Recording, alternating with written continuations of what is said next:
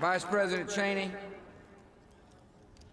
Mr. Chief Justice, President Carter, President Bush, President Clinton, members of the United States Congress, Reverend clergy, distinguished guests, fellow citizens.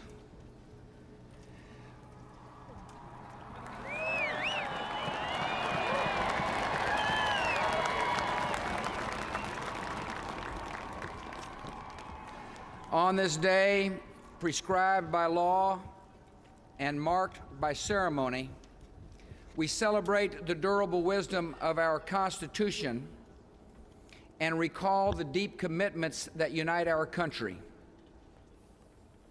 I am grateful for the honor of this hour, mindful of the consequential times in which we live, and determined to fulfill the oath that I have sworn and you have witnessed.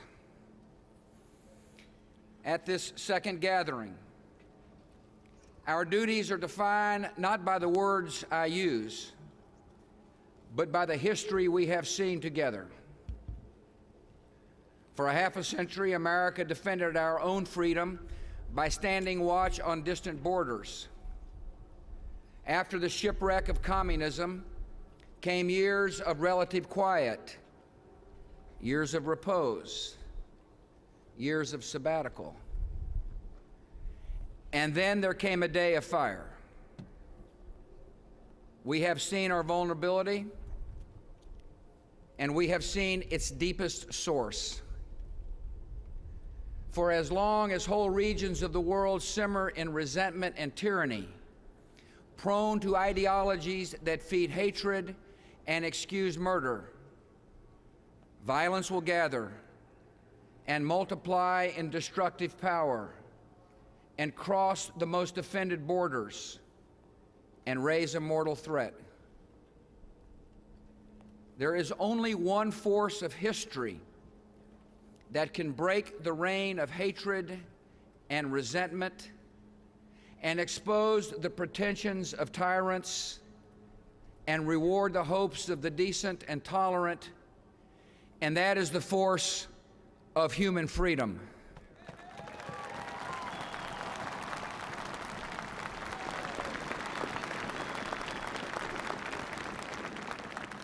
We are led by events and common sense to one conclusion: the survival of liberty in our land increasingly depends on the success of liberty in other lands.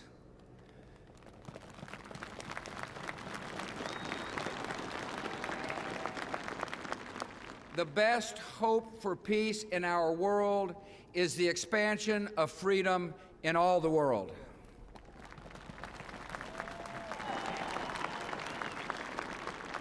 America's vital interests and our deepest beliefs are now one. From the day of our founding, we have proclaimed that every man and woman on this earth has rights and dignity and matchless value because they bear the image of the Maker of heaven and earth.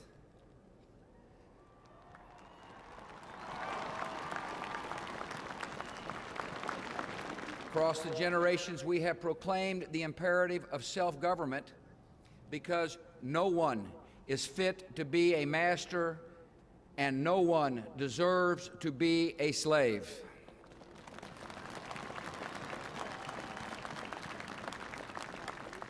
Advancing these ideals is the mission that created our nation. It is the honorable achievement of our fathers. Now it is the urgent requirement of our nation's security and the calling of our time. So it is the policy of the United States to seek and support the growth of democratic movements and institutions in every nation and culture with the ultimate goal of ending tyranny in our world.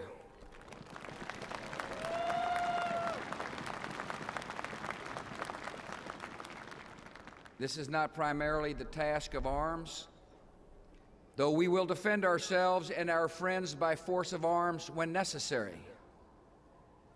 Freedom, by its nature, must be chosen and defended by citizens and sustained by the rule of law and the protection of minorities.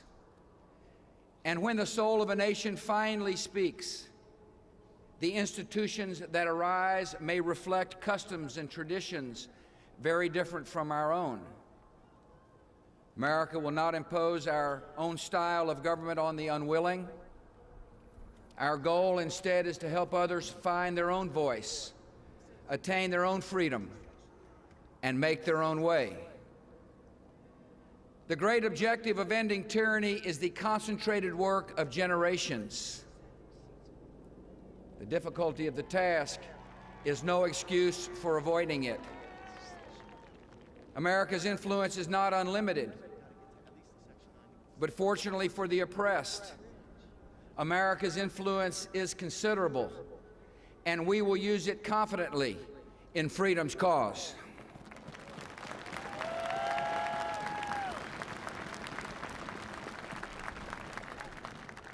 My most solemn duty is to protect this nation and its people from further attacks and emerging threats. Some have unwisely chosen to test America's resolve and have found it firm.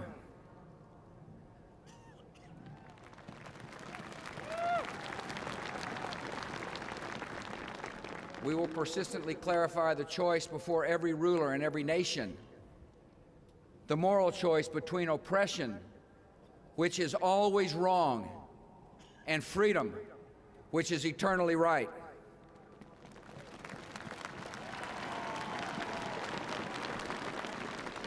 America will not pretend that jailed dissidents prefer their chains, or that women welcome humiliation and servitude, or that any human being aspires to live at the mercy of bullies. We will encourage reform in other governments by making clear that success in our relations will require the decent treatment of their own people.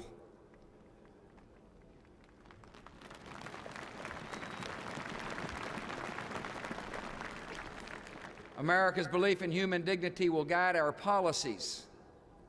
Yet rights must be more than the grudging concessions of dictators. They are secured by free dissent and the participation of the governed. In the long run, there is no justice without freedom, and there can be no human rights without human liberty.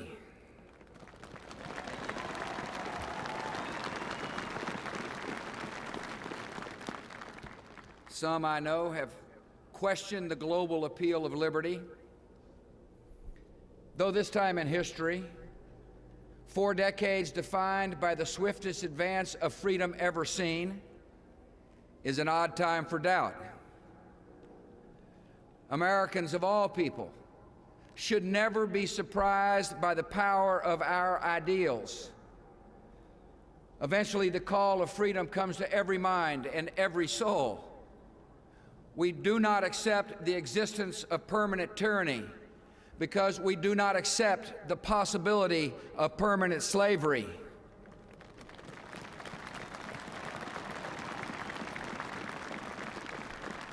Liberty will come to those who love it. Today, America speaks anew to the peoples of the world. All who live in tyranny and hopelessness can know the United States will not ignore your oppression or excuse your oppressors. When you stand for your liberty, we will stand with you.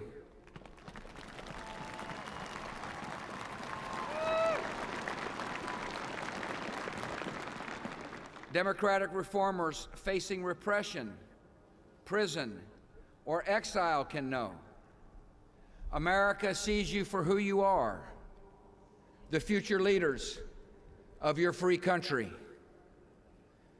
The rulers of outlaw regimes can know that we still believe, as Abraham Lincoln did, those who deny freedom to others deserve it not for themselves, and under the rule of a just God cannot long retain it. The leaders of governments with long habits of control need to know. To serve your people, you must learn to trust them. Start on this journey of progress and justice, and America will walk at your side.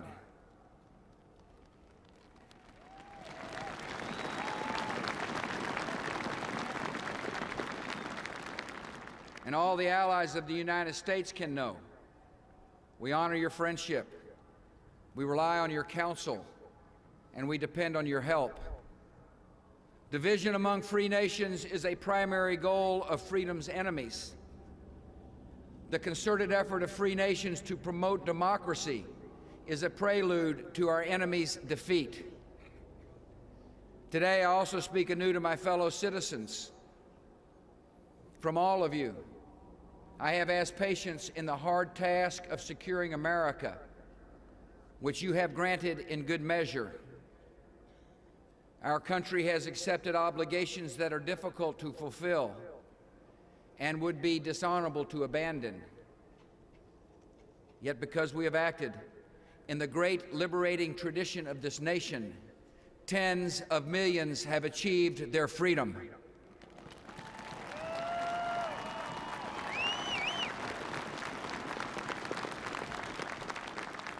And as hope kindles hope, millions more will find it. By our efforts, we have lit a fire as well, a fire in the minds of men. It warms those who feel its power. It burns those who fight its progress. And one day, this untamed fire of freedom will reach the darkest corners of our world.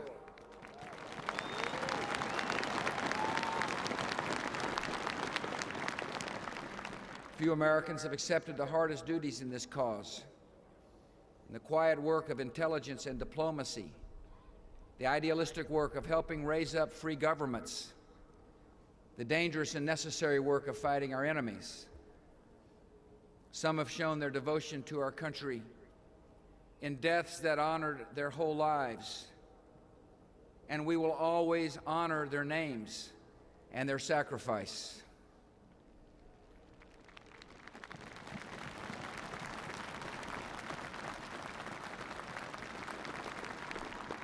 All Americans have witnessed this idealism, and some for the first time. I ask our youngest citizens to believe the evidence of your eyes. You have seen duty and allegiance in the determined faces of our soldiers. You have seen that life is fragile, and evil is real, and courage triumphs. Make the choice to serve in a cause larger than your wants, larger than yourself. And in your days, you will add not just to the wealth of our country, but to its character.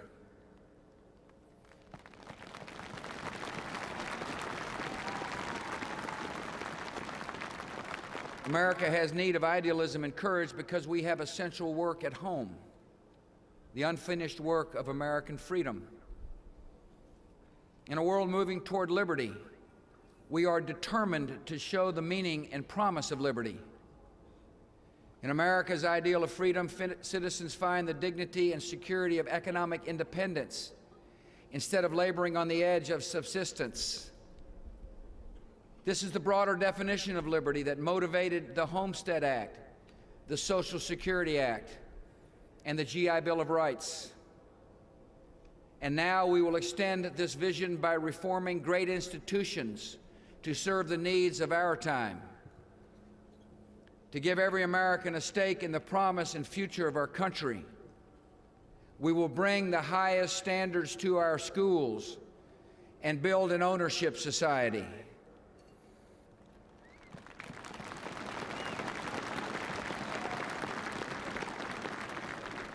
We will widen the ownership of homes and businesses, retirement savings, and health insurance, preparing our people for the challenges of life in a free society. By making every citizen an agent of his or her own destiny, we will give our fellow Americans greater freedom from want and fear, and make our society more prosperous and just and equal.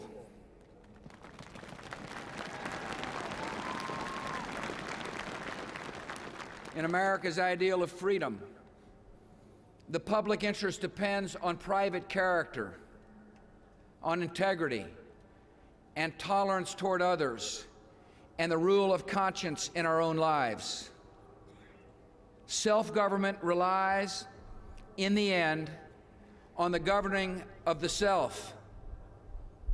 That edifice of character is built in families, supported by communities with standards, and sustained in our national life by the truths of Sinai, the Sermon on the Mount, the words of the Quran, and the varied faiths of our people. Americans move forward in every generation by reaffirming all that is good and true that came before, ideals of justice and conduct that are the same yesterday, today, and forever.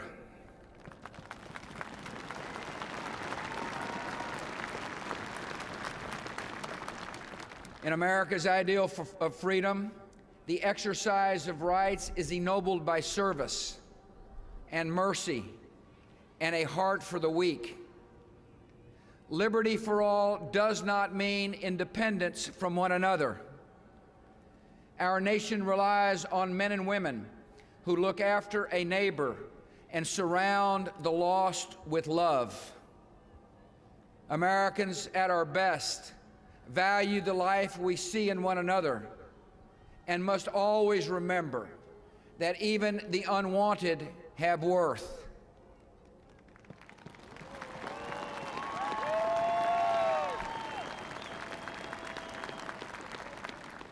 And our country must abandon all the habits of racism, because we cannot carry the message of freedom and the baggage of bigotry at the same time.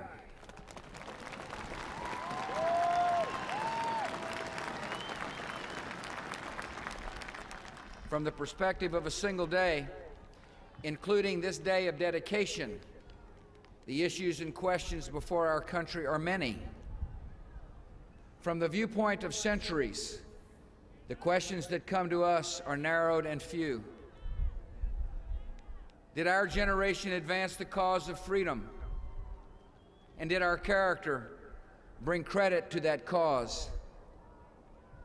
These questions that judge us also unite us, because Americans of every party and background, Americans by choice and by birth, are bound to one another in the cause of freedom. We have known divisions which must be healed to move forward in great purposes, and I will strive in good faith to heal them. Yet those divisions do not define America. We felt the unity and fellowship of our nation when freedom came under attack, and our response came like a single hand over a single heart. And we can feel that same unity and pride whenever America acts for good, and the victims of disaster are given hope, and the unjust encounter justice, and the captives are set free.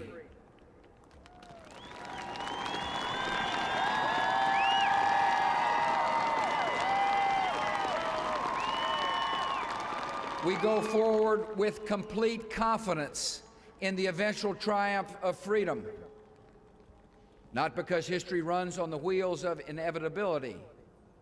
It is human choices that move events.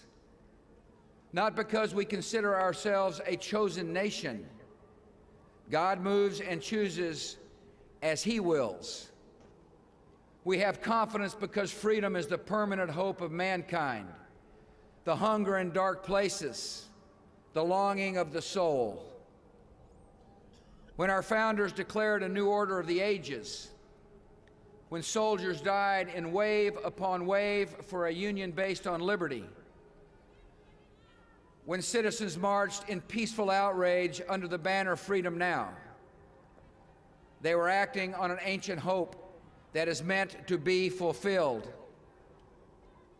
History has an ebb and flow of justice, but history also has a visible direction set by liberty and the author of liberty.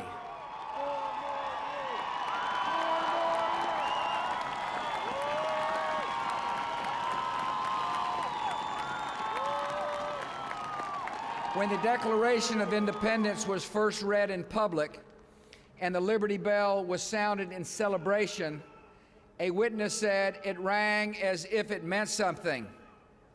In our time, it means something still.